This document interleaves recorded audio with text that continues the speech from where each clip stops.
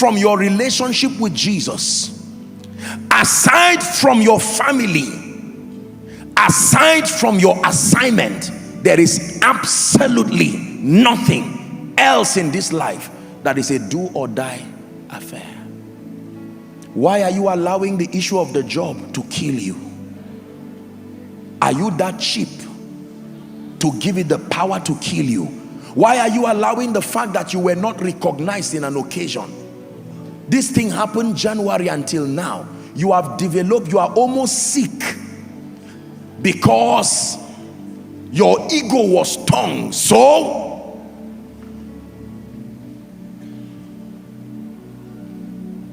those who left, who today have gone to be with the Lord, I imagine them sitting respectfully. Some of them are your loved ones. I don't mean to get you emotional, but when they sat in that train, as it started, they didn't know the clock too started.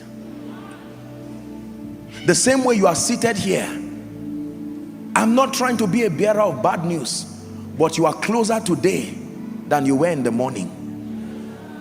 I don't care how long the time is. Just know that when you woke up this morning, you are closer to that moment. Believe it, cast it, say in Jesus' name, I don't agree, safe journey. I can assure you by the God of heaven, by the time you wake up tomorrow morning, among the many things that you remember, it is -1 day to that moment.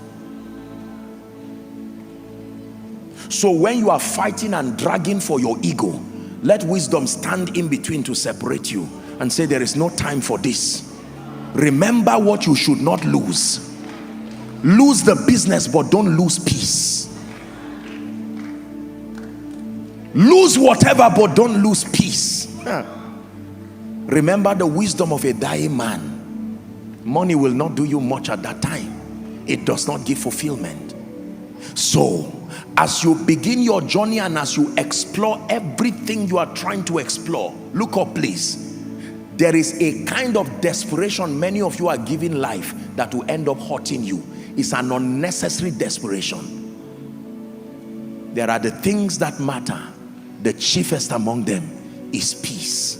Tie it around you. No matter what happens, refuse to let your peace go. And at the end of your life, you will find out that peace brought you houses. You will find out that peace brought you certificates, but you will wave them at the gates of success, and peace will escort you gallantly into the realm where only few ever get to. It's called the realm of fulfillment.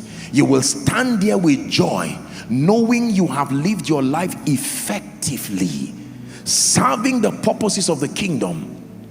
And whether he comes to meet you or you go to meet him, you can wave earth goodbye with joy, because it's the same peace that goes with you. Jesus said, my peace. Africa, hear me. It may look like we've lost everything. Nigeria, I know the cost of fuel, the cost of diesel. I know that terrorism is everywhere. People have lost their homes. People have lost their loved ones. And if I ask you, what do you have left? I know you will say nothing. Let me show you that in all that you lost, you really did not lose anything, because there is something Satan wants to take. My message is to help you to protect it with all you've had. I may lose my family members, but I have peace. I may not have gotten the job yet, but I have peace.